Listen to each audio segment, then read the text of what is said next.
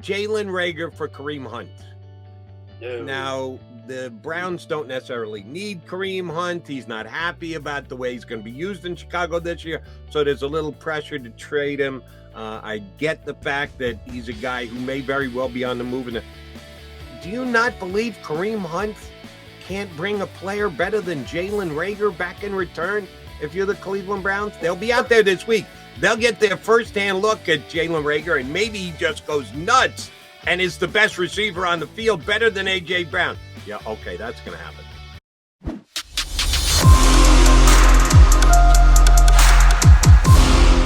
He did. All right, I got to bring another Philly beat writer, Eagles beat writer into the mix. Our buddy Jimmy Kempski from PhillyVoice.com, who we put request in this week. He's busy with all of the traveling and everything else. So we're going to get Jimmy on before the year actually gets underway. Just couldn't make it work this week. But he played Junior Howie Roseman in Philly Voice. I think it posted yesterday. Did you see the 3 trades he suggested the Eagles look into yesterday, Jeff? Wasn't one Kareem Hunt? Didn't he put it in? Yes. I'll run them down for us. And we love Jimmy. I'm going to poke a little fun at him here, but it doesn't mean that I love him any less or think he's any less of a very good Eagle beat reporter. But Howie Roseman is not going to be. Actually, if he could make this happen, if Howie Roseman could make this happen, we might build a statue to Howie Roseman. 3 trades that absolutely have zero chance of happening.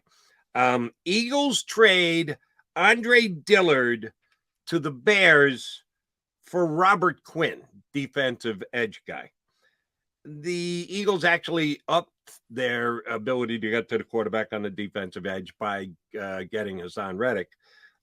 Quinn makes good money, signed for 2 more years, which is nice. And he's already paid off his signing bonus. So if something went awry, he got hurt, whatever, you could move off the 2 more years after this year that are still at reasonable numbers for Robert Quinn. He got 18.5 sacks last year. 18.5. Pretty good. Eagles didn't have anyone sniff double digits. But you think you can get a guy who's coming off an 18.5 sack season for Andre Dillard? Really? Jimmy, can you put that in print and let it be out there for everyone to see? I know Chicago's not the best run organization. I can't even name their left tackle. They I'll tell you what, the Bears stink. They are going to be bad this year. Like really bad. And they're in a bad division as it is. But I mean, Robert Quinn, I guess he wants to stay back in Chicago. He flip-flops all the time. And he was like, yeah, I want to be traded. I don't want to be here. And now he's like, whatever, I'm getting paid. But he is in his early 30s, and I'm sure he doesn't want to be part of a rebuilding team. That's why Roquan Smith wants out of there. But, boy, the Bears are going to be bad. They are. All right, but if you're the Bears, the new general manager, Ryan Poles, if you're going to trade Robert Quinn, they already have shown that this year wins and losses aren't going to be the priority. Building the foundation, new coach, new general manager, they're not under pressure, or they don't feel they're under pressure to try and make the playoffs. Aren't you going to try and get better than a backup left tackle if you're trading Robert Quinn at this time? Well, he is a starting left tackle in this league. No, he's not. Jeff, he's not. If you want to say, I think he's one of the 32 best tackles, okay, that's your evaluation. I'm not sure that that's the case. I think he is. I actually think he's a fine player. I think he starts for at least 10 teams in this league. It's just he's got an alpha left tackle ahead of him. Not his fault. Yeah, how many games did he started in his career? He can't play right tackle. We all know that. Wait. That's one thing we do know. He can't play right tackle. I don't know if Andre Dillard's one of the 32 top tackles. He might be. We could check our Pro Football Focus numbers and see if he does crack the top 32. He's a competent player. And by the way, he's got 1 year to go on a contract. Then you got to make a decision on do you want to pay him or not. But I think Andre Dillard's value is being woefully overrated here in Philadelphia. But I will say this, Jody. If I'm the Bears, I do agree with you. Well, he's a backup in Philly. Why would we trade for that? How about the second round? Why would we give up a guy who got 18.5 sacks? I'm all for trading for Andre Dillard. If I'm the Bears, I'm giving up a guy who got 18.5 sacks to get a guy who can't start for the Eagles. That's a trade that just does. It didn't make any sense. When I read it, I said, if they can do it, more power to them, Jimmy. But I think that's got no chance. Well, I don't like the right hypothetical trades. I don't want to feel the wrath of Jody back the next day. All right. And the next one was straight up Jalen Reagor for Kareem Hunt. No. Now, the Browns don't necessarily need Kareem Hunt. He's not happy about the way he's going to be used in Chicago this year. So there's a little pressure to trade him. I get the fact that he's a guy who may very well be on the move.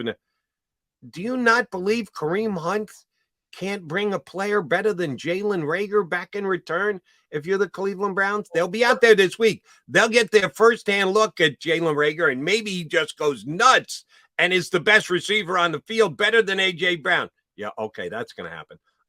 Again, very lopsided trade on value for me, coming back the Eagles' way if you're talking about Kareem Hunt for Jalen Reagor. Has no chance of happening, does it, Jeff?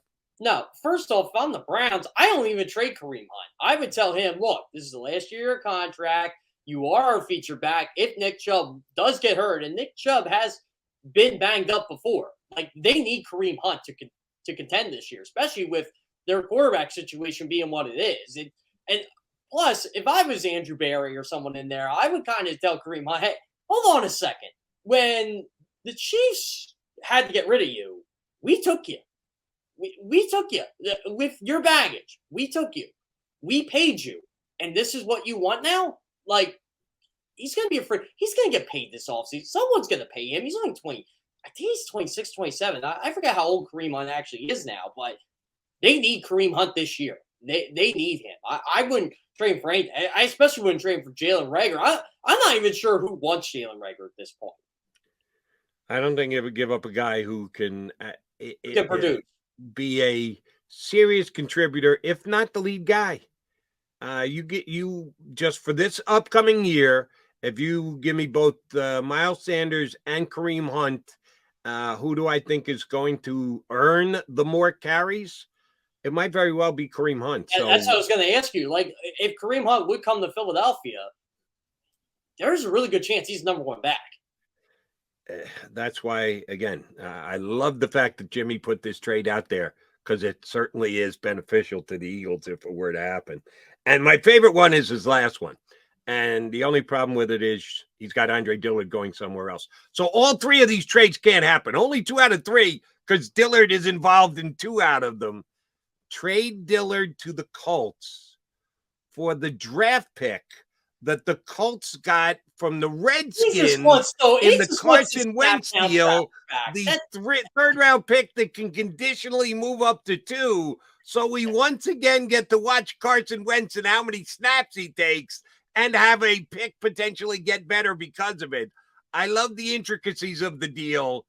No chance, no shot. You're not getting a second-round pick for Andre Dillard, no matter how much you try, no matter how much Jeff Kerr says he's a starting left tackle in this league. You're not getting a potential second-round pick. You know who the Colts starting left tackle is right now? Is Matt Pryor, who yes, and another different ex-Eagle. So apparently didn't have a great game in their first exhibition game.